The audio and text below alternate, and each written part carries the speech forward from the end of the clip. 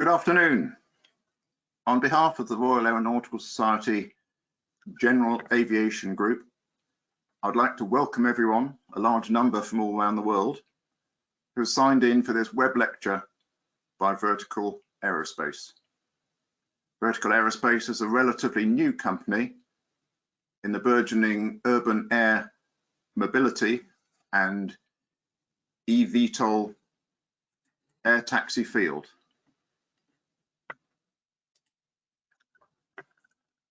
In a short space of time, they've demonstrated 2 working concept vehicles, and they're now developing an exciting production aircraft, the VA-X1.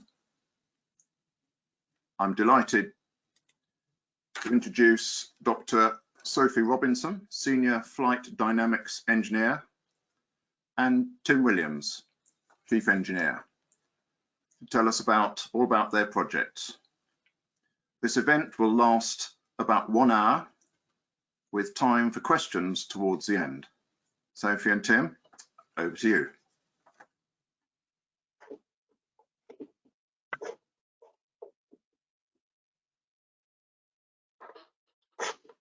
Okay, good afternoon everybody and welcome to this webinar. Thanks for giving up your time to come and listen about our exciting projects.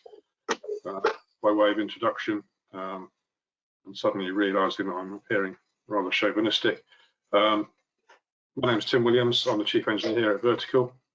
I joined the company about just coming up for a year ago, and as this pandemic was starting to cripple the world, maybe not the best time to join a startup company following 33 years at Rolls-Royce. I spent my whole career at Rolls-Royce. My background is design and stress, and I worked myself up through the ranks, culminating in becoming Chief Engineer various engine programs. With that, I'll pass you on to Sophie, who can introduce herself. All right, hello everybody. Just trying to take control of this presentation. There we go.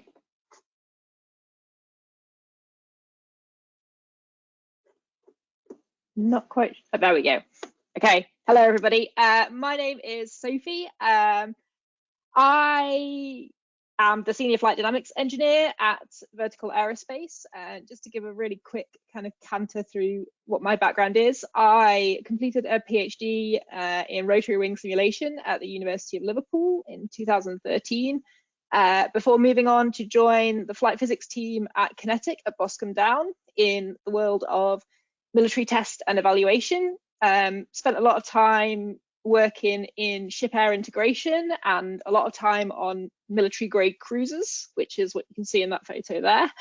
I've also worked at ETPS as a flight dynamics tutor, teaching kind of the flight test engineers and test pilots of tomorrow, kind of the theoretical underpinnings of the practical aspects of flight test. I also in 2018 moved to Switzerland to be the lead engineer for the flight mechanics aspects of the certification of the SH09 helicopter, which is currently being developed by Copter Group. Much like Tim, I also joined Vertical in February 2020, just before everything in the world kind of got interesting, actually. So I at least was in the office for a couple of weeks before everything got locked down. As such, I can't take a lot of credit for the things that we're going to talk about in this presentation, but things I can take credit for. In my role, I'm responsible for the delivery of our pilot in the loop simulation capability and the flight control laws of this aircraft, and I'm also responsible for the aircraft performance and handling qualities aspects of it as well. So that's me very quickly. This talk is going to be in kind of 2 parts. My portion of the talk, I will introduce Vertical Aerospace as a company, describe kind of our achievements to date and our plans for the future before we hand over to Tim, and he's going to discuss kind of the particular challenges that we face in the development and certification of this type of aircraft. So let's get into it. To start off with, our mission statement, nice and simple. Vertical Aerospace believes passionately in the power of electric flight to change the way the world travels. So that's what we as a company are trying to achieve. The journey so far So Vertical as a company kind of came into existence out of almost a perfect storm of several very different areas of technology and the developments in those areas. So the aviation industry, there's been advances in design techniques and an ongoing building interest in the electrification of flight. Combining that with massive advances in battery technology and battery development, and also in another area which has quite a lot of influence on the way that we work, the development of hybrid power technologies like we see in Formula One, material science development, so materials that can facilitate lighter, stronger structural designs, and also advances in the understanding of aerodynamic design.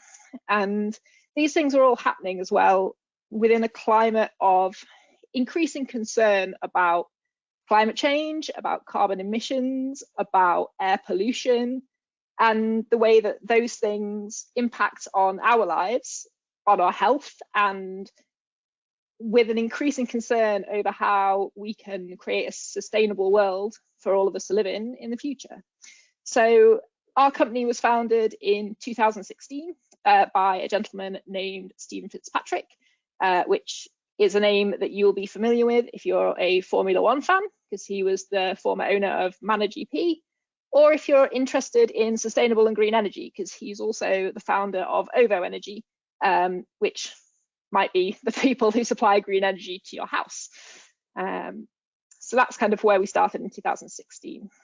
Timeline continues a little bit. In 2017, with a team of just 6 engineers, we built and flew our first aircraft, which we refer to as POC, which we will talk a little bit more about in a second. In 2018, we were granted permission to fly by the Civil Aviation Authority. So at this time, the company had grown to around 30 engineers, and POC, which is short for proof of concept, had its proper first untethered flight. So just wait for the slide to catch up with me. This is POC, so proof of concept. The design featured 4 ducted rotors. It's quite a simple design, and the intention of this aircraft was to demonstrate to the world that we as a company were capable of making a real flying aircraft, which I will now show you, I think. Let me just switch screens. There we go.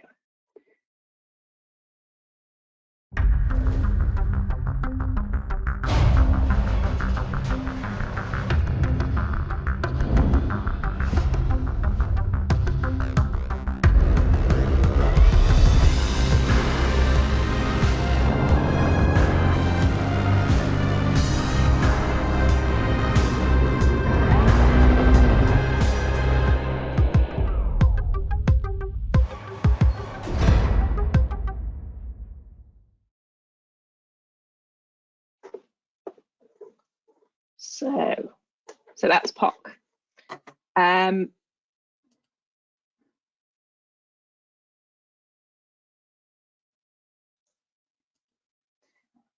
So that was stage 1 for our company. What does stage 2 look like? So 2019, we flew our second aircraft, which is known as Seraph.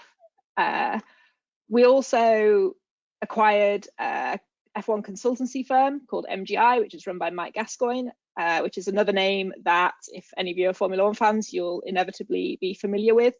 The intention of that was to bring the F1 knowledge base and that kind of F1 agility into the eVTOL realm, and they're now known as Vertical Advanced Engineering. At this point, our company has grown to around 70 employees, so in 2019. And this is Seraph, or at least it will be when the slide catches up with me. There we go, there she is.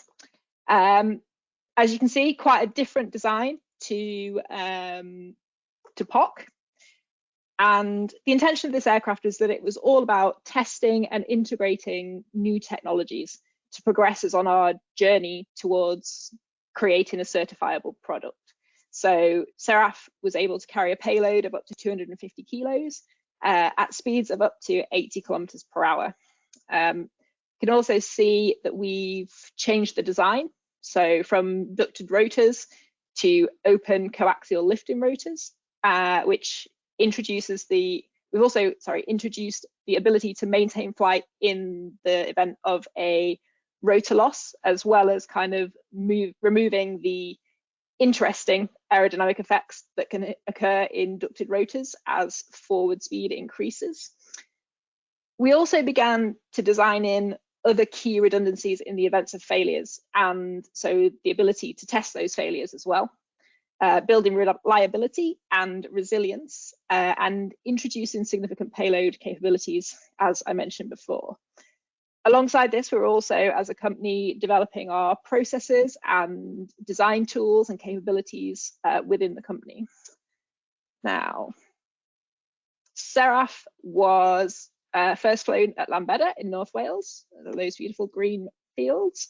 And I've got a little short film that just demonstrates that capability to share with you.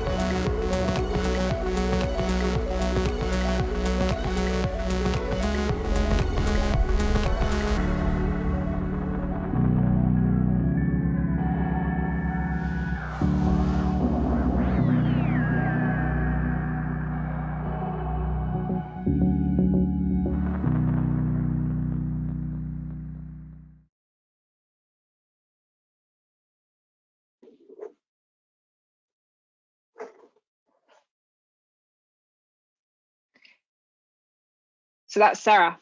There's also a wonderful kind of short documentary which is on our YouTube channel, all about the kind of development and flight testing aspects of Seraph and what we learned. It's also all about all of the amazing people that I'm lucky enough to work with every day. So I highly recommend that you have a look at that if you're interested in learning a little bit more about how we work. You find it on our YouTube channel. So that stage 2 for our company kind of complete. So what does stage 3 look like? Now I have another video to switch again, sorry.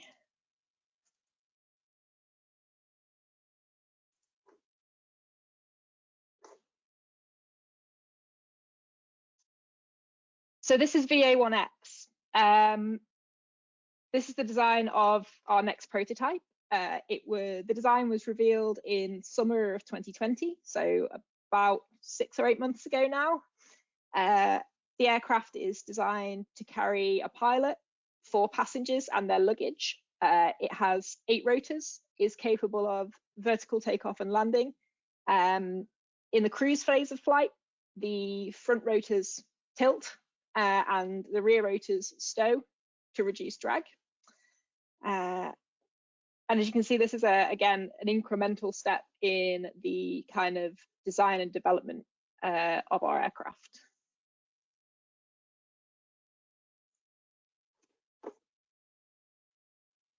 This next slide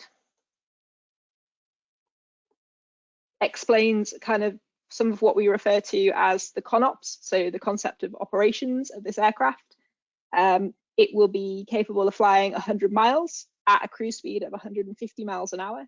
which would allow you to go from kind of Canary Wharf in central London to Heathrow Airport in under 20 minutes, or from London City Airport to Battersea Heliport in around 10 minutes, which is a mission that we've been flying quite a lot in our simulator recently. The aircraft will also be designed to be both significantly quieter, so up to 30 times quieter actually, and significantly more affordable than carrying out the same journeys in a helicopter. Those are two really important things, which I think Tim's going to touch on again a little bit later in this presentation. So where do we go from here? So the timeline for the next 3 years looks a little bit like this. We are targeting our first flight for VA1X as being at the end of the third quarter of this year, so September, October time. And then we'll be test flying and developing our aircraft capability through 2022.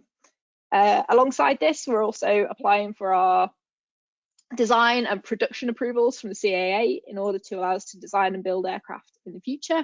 And we'll be taking the learning that we've gained from the VA1X prototype and applying it to the design of the aircraft, which we'll be putting forward for certification, which will happen in 2023. Now, I think, Tim, it's over to you. What are our biggest challenges? Okay, thank you very much, Sophie. So you'd have seen the video there of VA1X. It's quite clearly a radical departure from the prototypes that we've flown previously.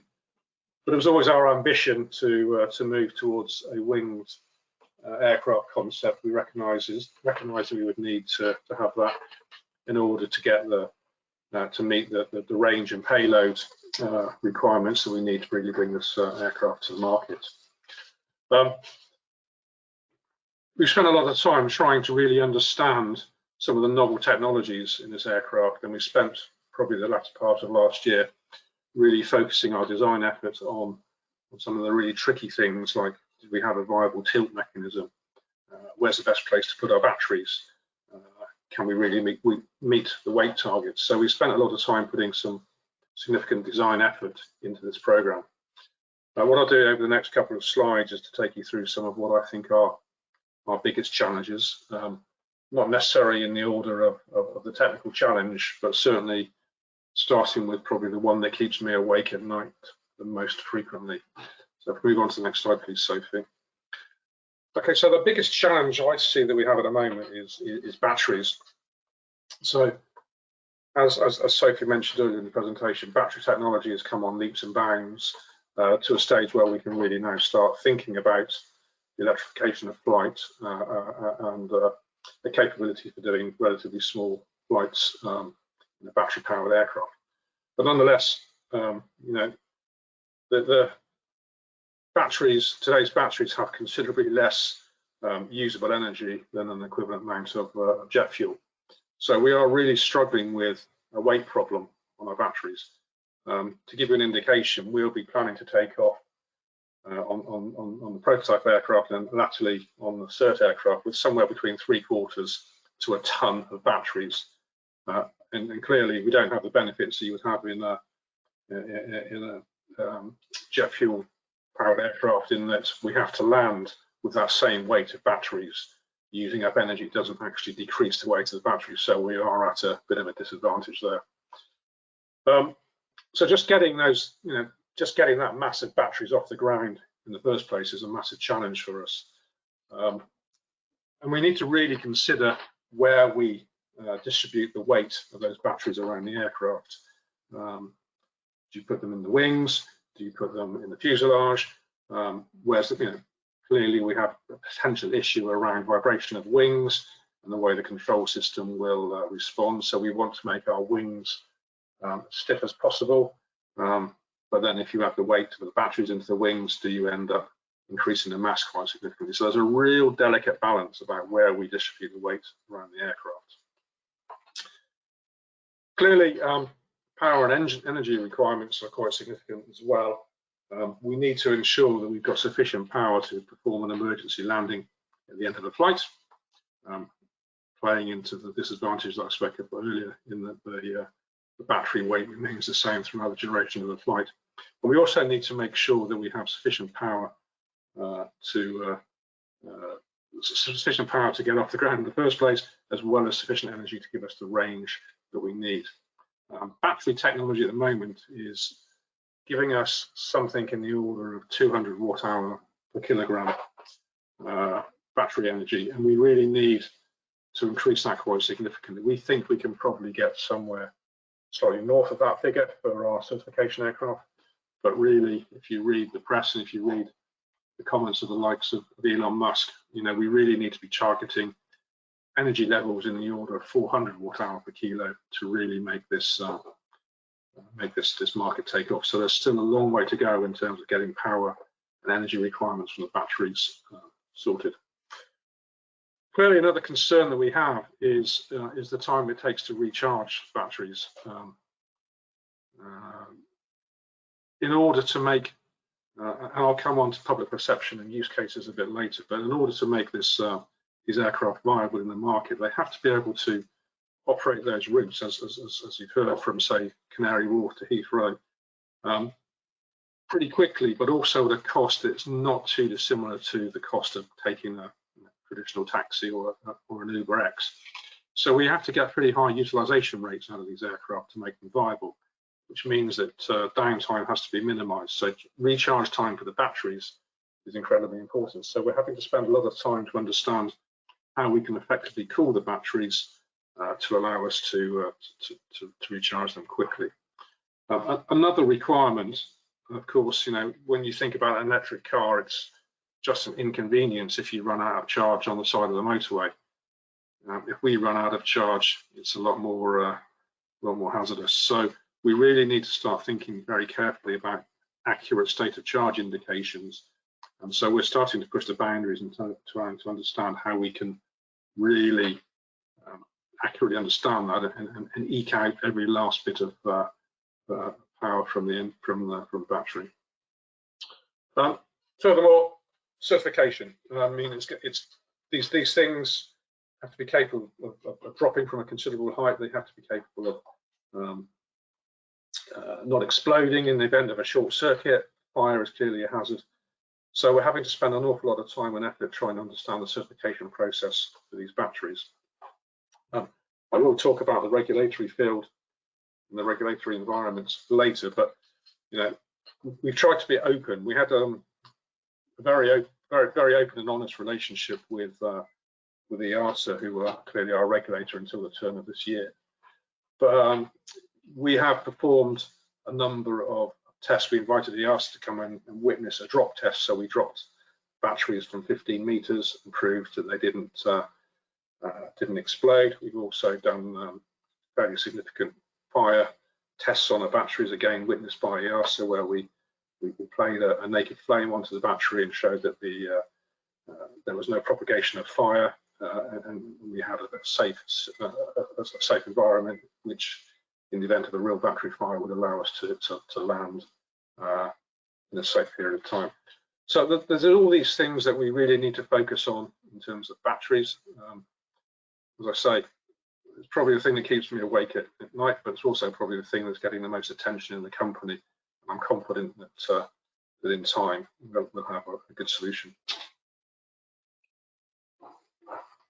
Okay, next slide, please. Okay, so safety of these aircraft again is paramount. There are an awful lot of considerations that we need to think about. One of the requirements that we're seeing that's coming through in the regulations, and EASA, for example, are very advanced in terms of defining their regulations.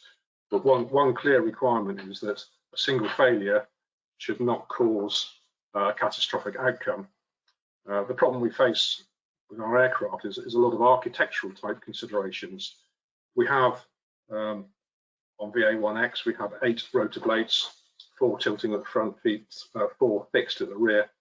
We need to ensure that in the event of a failure of any one of those rotor blades, it doesn't impact or have a knock-on effect on any other rotor blades, leading to that catastrophic outcome. And you can probably guess that looking at the geometry of the aircraft, the window for doing that is pretty small. So we're having to think very carefully about how we tilt the cant angles of the rotors, the locations of the rotors. We also have to think, traditional conventional takeoff and landing aircraft, it's quite easy to deal with the plane of rotor blade failures. We have a rotor blade on the front of our aircraft that tilts through 90 degrees. So the failure plane is quite a difficult thing to manage. Building on from that, bird strike is clearly an issue. The environment which we intend to fly in probably makes us more prone to bird strike than many other aircraft. And again, we need to ensure that the aircraft has a good bird strike capability and doesn't lead to that rotor blade failure, which can then have a consequent knock-on effect. One of the benefits we do have is by using electrical power, we have a route to introducing levels of redundancy in the system. For example, VA1X, we have 8 batteries, and we have the capability of actually ensuring the aircraft can continue to fly in the event of one battery failure. And likewise, we can build redundancy into our electrical distribution systems. But the issue around that is the additional weight and complexity built into the aircraft. So we need to find the right balance between redundancy and weight of systems. Clearly not trying to compromise safety in any way as we do any of that. Next slide, please. So certification and regulation. When I first took this job, I was interviewed by a number of media outlets, and I think I made the comment of, I'm joining a company to design an aircraft that's not been designed before to fly in an airspace which is not particularly well controlled against a set of regulations that don't really exist. What's not to like about that job? Actually, I think in hindsight, the regulations and certification requirements are becoming quite clear. As I say, until the end of last year, we were working with the ARSA as our local regulator, and we had a really good engagement with the ARSA. We had a really good and open dialogue. For those of you who've been following the industry, the ARSA and the other regulators around the world have really struggled with a set of requirements for these type of aircraft. Should they be assessed in the same category as large commercial airlines, helicopters, or smaller aircraft? And the ARSA really stepped up by producing a special condition, SC-VTOL, which really tries to bring together a set of sensible regulations for this emerging industry. The aircraft that we're designing this year, the prototype VA1X, we designed that against what we call a minimum safe aircraft requirement, which for all intents and purposes is a very slightly abridged version of the ARSA's SC-VTOL. So we are confident that when we fly this year, we have an aircraft which we ultimately have a route to certify in the future. As I say, our engagement with the ARSA was very good, and we've taken a fairly leading position around Europe. We chair a number of the Eurokai working groups, particularly the working group on batteries. So we really are shaping and forming the thinking of these working groups and the way that which we'll design these features in the future and the way that we'll certify them in the future. Clearly, as Sophie said, in order to progress this on any further, we need to apply for our design organisation approval and also our production organisation approval. Just this week, we've submitted our application to the CAA now for our DOA approval, and we have been given our provisional design assurance number, which is UK 21J 1001. So I think we're quite pleased with that very prestigious 1001 designation. So that's something that we're clearly focusing on as a company.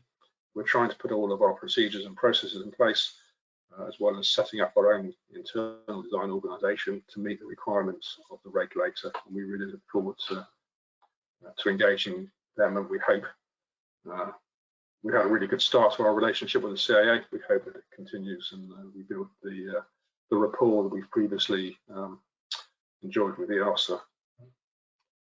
Okay. Next slide, please. So clearly, if this market is going to take off, then it has to, or if it does take off in the way that we hope it will take off, and there are a number of studies that have been done that suggest that the market is pretty huge. So clearly, one of the concerns we have is how we fly these aircraft within the urban environment with a number of other aircraft in the air at the same time. So there's quite a lot of work starting to take shape to try and understand this conundrum. We have become quite engaged with the UK's Future Flight Challenge. We are planning in the next couple of years to use our demonstrator aircraft to demonstrate how it will work with proposed airspace airspace control, and how it will work with in close or reasonable proximity to other aircraft. We are having to explore, detect and avoid type capabilities on the aircraft to ensure that safety in the urban environment. We're also taking that engagement further afield. I think middle of next year, we're planning to fly a demonstration in Paris as part of the CESAR program, again to demonstrate how these aircraft can be integrated into the urban air environment. It's clearly going to be quite a big challenge, and something that most of the a lot of nations are starting to think about quite seriously and to develop solutions for, and we hope to be right in the middle of that to demonstrate and give confidence that these systems will work. Okay, next slide, please. I think the final hurdle we have is public acceptance of these aircraft, and I think this comes down to a number of different points. It's our anticipation that, and the data that we have so far suggests that our aircraft will be something like 30 times quieter than a traditional helicopter, which means that, for example, flights out of Battersea Heliport in London are limited by noise regulations. We should be able to significantly increase the flight volume, but we need to concentrate on that noise, in particular the pitch of the noise, so that we don't cause too much disruption to the surrounding neighbourhoods. So getting noise right is going to be really key to getting acceptance of these aircraft. I think the other thing we have to do is really focus on the cost of operations. I think the last thing we want to see is that the public perceive these as a rich man's toy. Really, we see the market as being, that we want to try and address as being a market that facilitates transport across and between cities at a cost that is no more than, say, a traditional taxi, and that's what we're really trying to look to achieve. We're looking at achieving cost per mile of sort of around about £2, $3, and it's getting the cost down to those levels, which really opens up the market for mass use, rather than, as I say, being a rich man or a businessman's toy. So whilst we use the Canary Wharf to London Heathrow example, actually it's there are plenty of other use cases where these aircraft will come to their own. So I think demonstrating noise capability, demonstrating cost of operation, opening up the market to wider scale use, demonstrating safety, and showing clearly that we can integrate with other aircraft and fly around an urban environment will really aid our challenge to address public acceptance, which hopefully will lead to wide-scale acceptance of these aircraft and follow on with wide-scale use of these aircraft. I think that's it for my slides. So I think we now have opportunity for questions.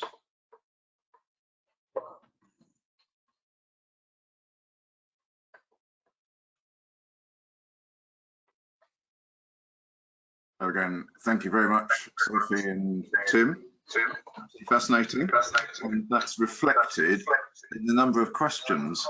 And at the last count, it was about 40. So to actually do justice to them is going to be difficult, but I'm going to try and sift through them to try and pick out a reasonable selection. And forgive me if in the concentrating on the questions that are coming in that I've missed some of the salient points which you've already mentioned. Let me just, not in any particular order, but can you please discuss crash worthiness as well as local environment sensing, weather, terrain, traffic? I think you might have touched on the crash worthiness already with the battery drop, but have you got some more comments on crash worthiness? So the requirements that we see in the regulations that are emerging have pretty much the traditional crash worthiness requirements. So 12G crash requirements. We're designing a lightweight aircraft using a lot of composite material. We're borrowing a lot of technology that's come from the Formula One world. So as was mentioned previously, we have a vertical advanced engineering which is headed up by Mike Gascoigne, who's a 30-odd year veteran from the Formula One scene. We're using the technology that the Formula One industry has used to try and improve our crash worthiness. But you know, the regulations stipulate what we need to achieve, and we're confident that we can meet the regulations in terms of traditional crash loads. Okay, another question is, so most urban air mobility developers seem to say that early phase aircraft will have a pilot on board, with remote piloting or autonomy coming later. Do you see autonomy as essential, or will onboard pilots be required for the foreseeable future, as far as you can see? Well, it depends on what you call the foreseeable future, I guess. I think we certainly expect when we enter into service that there'll be a need for a pilot. I think we see a step whereby we introduce simplification into the cockpit, whereby maybe the pilots won't need to be as highly skilled as they are today, and then ultimately, I think it comes down to the public perception thing. I don't think the public are particularly well bought into the idea of autonomous cars at the moment, so autonomous aircraft might be a step too far. But I think once we see these aircraft up and flying, once some of the other technologies convince the public that it's all doable, then I think yeah, we see a route in the future. But it's probably in the 10 years window at least. Okay, another one on tied in with regulation and infrastructure. The questioner says the technology of the company is extremely impressive. However, it's often the regulation and disembark infrastructure that holds back ambitious projects, especially for urban air mobility. Although it's not your company's role, how do you see these developing in the future? I don't know whether you can comment much on that. So that's regulation and infrastructure, which may affect how the heliports or whatever you fly into are operated. I think, I'm not sure if this is the right answer, but there are a lot of companies in the world currently starting to look at the infrastructure around urban air mobility. Clearly, one of the leaders was Uber Elevate. Unfortunately, well, not unfortunately, but they've recently been taken over by one of our competitors. They were doing a lot of work to put in place some of the infrastructure in terms of ride sharing and in terms of some of the vertiports. There are other companies looking at the development of vertiports. I think Ferrovial in Spain have just announced a contract to explore building a number of vertiports in Spain. There are similar companies doing things around the rest of the world. We obviously have regular conversations with these companies. The market is being developed, but yeah, I mean, it has to go hand in hand, the development of the vehicle with the development of the infrastructure. And we're having all the right conversations with all those people that can facilitate that. I'm not sure whether that helps. And you've talked about, obviously, perhaps difficulties and limitations with batteries. You may have mentioned it, I may have missed it, but any possible use of hydrogen fuel cells as an alternative? Are you keeping an eye on this technical development? Yes, we are very much so. We see it as being maybe a Mark II of the aircraft. But our, for example, our understanding is that hydrogen fuel cells of a size that would sensibly fit into the aircraft would probably double our range. So it starts opening up some of the city pairs, London to Paris, those type, Paris to Madrid type ranges. So yeah, we are considering it, but it's probably Mark II of the aircraft. Okay. Transition between helicopter and aeroplane modes has historically been challenging for handling qualities and performance. With all the potential rotor-rotor and rotor-wing interactions, what have you done to understand the physics and reduce the risks before flight? I guess you must have had a bit of experience on the Seraph and the proof of concept aircraft in terms of transition, because those are all just multi-rotors and little help from any wings. Anyway, your comments. I think I might pass that one to Sophie, but before I do, you want me to repeat the question? It's my hospital pass there, Tim. Thank you. Yeah. So we were very aware of these potential issues. We obviously tried to design for them in the first instance. We've done an extensive amount of CFD studies and computer-based modeling in order to try to understand this.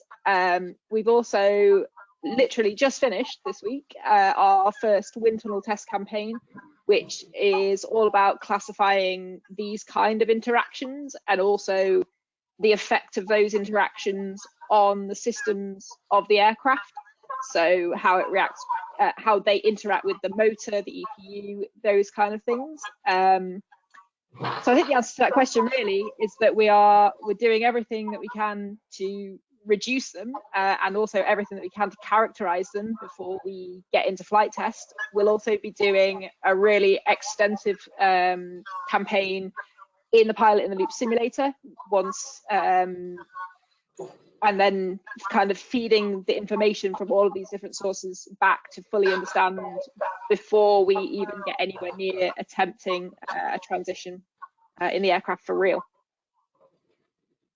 Okay, and a somewhat related question is what control that your aircraft use? Now, I guess that's if we focus on the VAX or 1X there, if I got the terminology right. I guess you could easily, well, the question, I'll read the question and make a comment. What control do each of your aircraft use? Let's focus on the latest one. Piloted, autonomous, side strip, conventional, wing controls, touch screen. And do you plan to set up ground stations to monitor any unmanned system remotely? Well, that's quite a big question, but in focusing on your control, it would be very easy to go down a kind of side route of developing control systems which perhaps deflect you from actually achieving the productionizable solution. So how are you approaching your controls? And so what we haven't, what we didn't mention in the presentation is that we've announced quite a number of partnerships with some of the big industry players, and there are a number of more partnership announcements to come out in the following weeks. But one of the big ones that we announced very early on is a partnership with Honeywell. So we're using Honeywell's flight control system, which is a dynamic inversion flight control system. I think it was developed for other VTOL aircraft. I think it was developed originally for the F-35. Maybe wrong about that, but anyway, we're using Honeywell's new, very small, very compact dynamic conversion flight control system, which they've developed specifically for the EVA, or which they've recently produced for the eVTOL market. So we're sort of lead customer with them. We get a tremendous amount of support with from Honeywell. In fact, we get regular updates on the control system. We have their control system embedded in our pilot in the loop simulator, and you know, we're working really closely. So that's you know, we're not going down the route of developing our own control system. It's a Honeywell system, fly-by-wire, using some of their latest technology. I'm sure I probably haven't done that justice, but that's the route we're going with. Okay, yeah, thanks so much. As I say, the questions are pouring in. Another technical one, are the lift rotors RPM or pitch control or a mixture of both?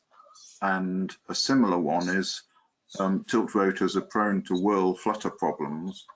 Have you looked into this for your test? Well, I guess that's something might come out of the testing, but how are you dealing? Well, first of all, the lift rotors, are they RPM and or pitch control? And then what are you doing as regards flutter? So the rear rotors, which are specifically for lift, are RPM controlled. There's no pitch mechanism on those rotors.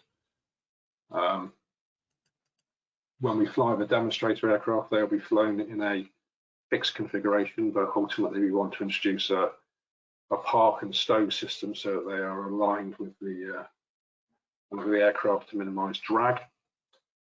The front rotors have a pitch control mechanism, and the pitch changes between rotor-borne flight and wing-borne flight. So as they transition, the pitch changes during that transition maneuver. Yeah, probably slightly further down my list of things that keep me awake at night is that, well, we've touched on a couple of them actually, the transition and also the actual transition of the motor and propeller mechanism. We're planning to build a rig to test that, get some experience in its behaviour and reliability before we go flying. So that's progressing quite well. We're also looking at whether we can develop a program to look at a lot of our competitors, a lot of other companies have built rigs on the back of trucks or lorries where they run up and down an airfield, forming a transition maneuver to get experience of how the thing behaves before they go flying. So we're looking at doing something similar. So yeah, those concerns are all on our list of concerns and all things that we're trying to mitigate, but we don't have all the answers just yet. Another one on, I'm sorry these are coming at you in all different directions, but are you going for CAA certification or also EASA? And a supplementary question to that is, are you expecting to fly in all classes of airspace? Perhaps that's two different questions in one, really. So to answer the first one, we will be going for our prime certification route will be through the CAA, but we'll also be seeking, I don't know what the phrase is now they call it, but we'll be also seeking an EASA and an FAA approval for this aircraft. Okay. Sorry, interrupting. So what was the second part of the question about all classes of airspace, wasn't it? Yes, I would imagine that you probably are aiming to fly in most classes of airspace. Yeah. Yeah. And pilot training is another interesting question. Have you given much thought to how you will train your pilots? I guess that's something that, well, I mustn't answer the question for you. How would you expect to see your pilots being trained? Do you see simulators as part of this process? Do you want to take that, Sophie? Yes. So this is a really interesting kind of philosophical question. So the philosophy that we kind of set down for how our aircraft operates is going to affect how we're going to need to train pilots. And if you can imagine a crazy futuristic, 2050, there are going to be maybe hundreds, if not thousands, of these aircraft, perhaps, we can dream, operating in the airspace. And that's going to mean that we're going to need a lot more pilots. So where do we get them from? And how do we train them? Do they need to be trained in the same way that a pilot that would be going to fly, say, a 747 or a civilian helicopter, do they need the same training? Does it have to be different? And these are questions that really we still need to answer.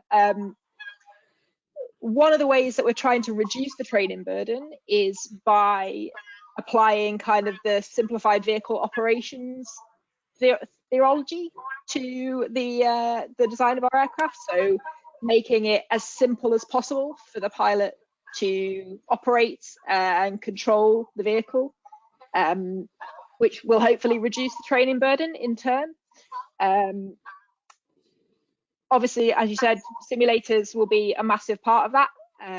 So to reduce the amount of flying hours, we're already seeing a move towards that in normal aviation. So yeah, the answer is really it's still to be decided, but it's something that we are kind of trying to plan for in the design of our aircraft. Okay, thank you. Two which relate to your overall power requirement. The first one was, do you see any value or any value in a supplemental source from, say, an ejectable umbilical cable for the initial takeoff power? I guess you want to conserve power as long as possible before you take off. Maybe that's trivial, I don't know, but not during the takeoff phase. No, that's not something that we've considered. We're just focusing on ensuring we understand the battery performance well.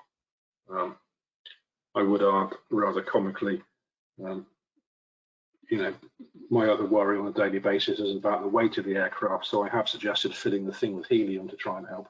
But well, the other question related to that in terms of powers, what technology do you see as necessary or possible for the perceived increase in battery capability that's required? It would seem to be possibly, well, a doubling of battery capacity would be highly desirable.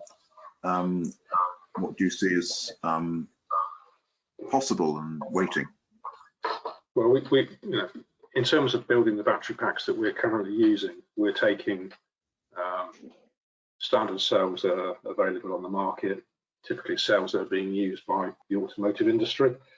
But we know that there's a lot of development coming along. So there's improvements in cell chemistry. So we're using lithium-ion cells at the moment, but there's moves to use lithium sulfur and other alloys in the battery chemistry.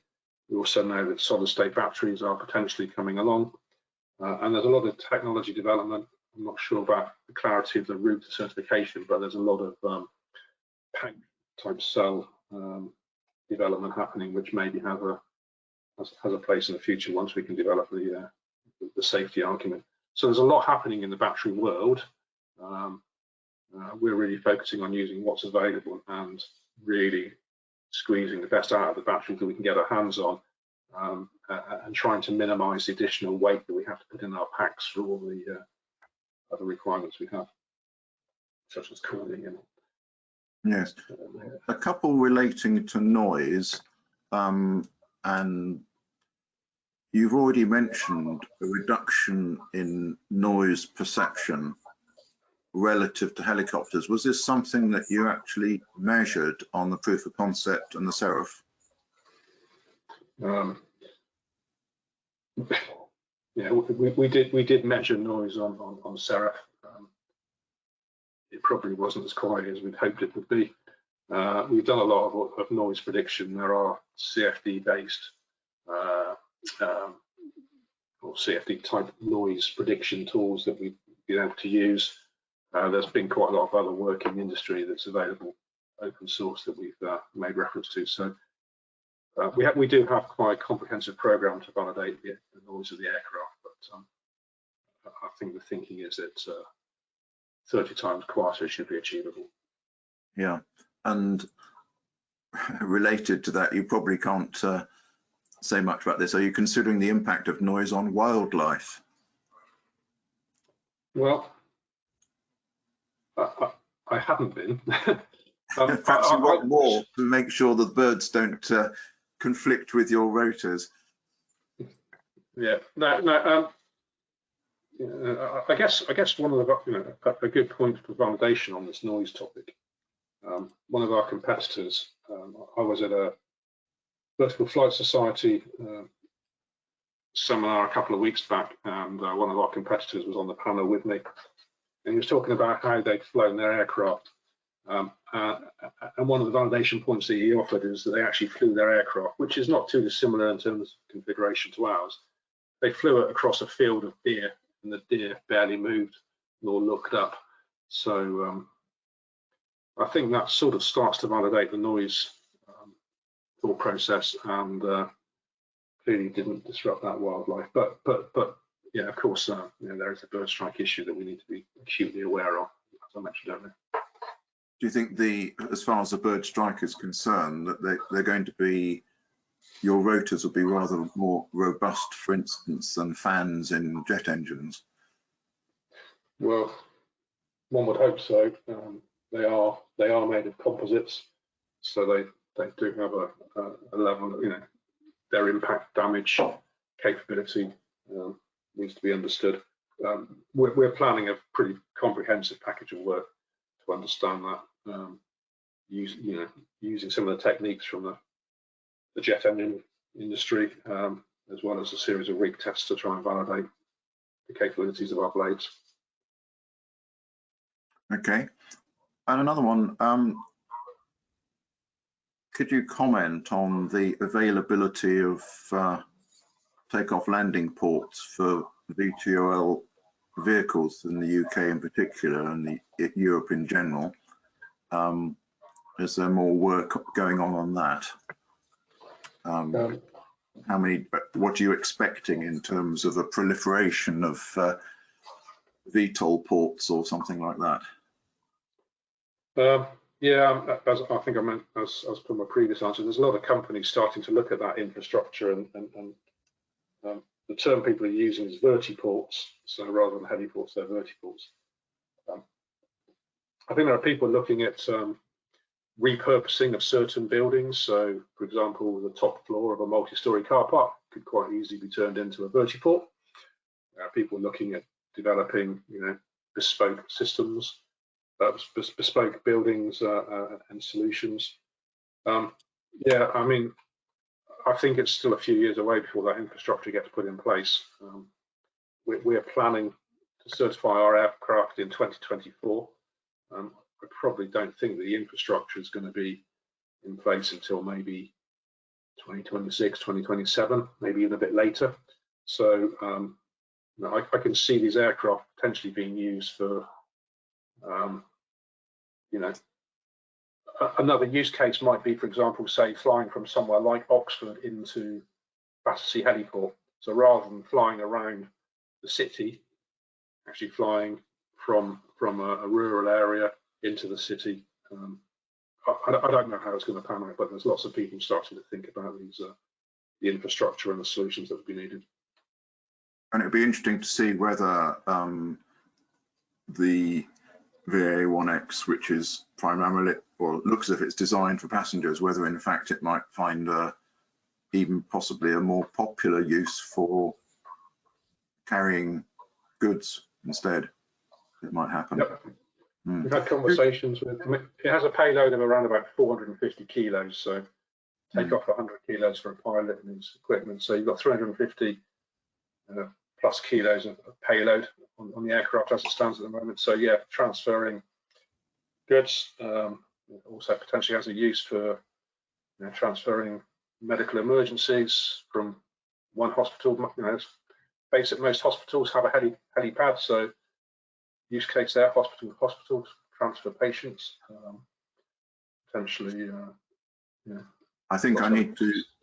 I hope I've done justice to most of the questions that have come in terms of feeding them to you. But the final question, which I think I need to, after which we need to draw to a close, is who do you see your main competitors in this market? Is it pure rotary drone configurations or other winged configurations? Do you have a feel for that? I think it's other winged aircraft. There are a lot of companies generating a lot of investment in this marketplace at the moment. I think a prime competitor, if you want to name, is Joby in the US, who are probably maybe a year or so ahead of us. There are other companies. There was a big announcement last week. A company called Archer just secured a £1 billion order from United Airlines. There's Lilium in Germany, and there's lots of companies working in this space. I think we are recognised as in the top echelon of this business, and have a very credible offering. But yeah, in terms of architecture, I think winged aircraft for the range and payload advantages that it brings is where we see ourselves and where we see our major competitors. Okay, well, I think I need to draw to a close there. And I'd like to thank you both for fascinating talk or lecture about an extremely exciting sector or field and your products as well. You're obviously demonstrating a great track record with your proof of concept and Seraph, and we wish you well with your VA1X. And I have to say that the first time I saw it, I felt that the configuration just looks right. And that's my own personal view, but it does look good. And we wish you well and hope that your very ambitious program goes through on schedule. So wish you plenty of energy to see that through. And it's great to see. So thank you very much. And I'd like to thank all the audience who've joined us. Thank you for actually being in with us and seeing us. And thanks very much to the Aeronautical Society events team, Joe and Olivia, for organising and running this web lecture. So thank you very much, everyone. And I hope you've all enjoyed it as much as I have. Thank you.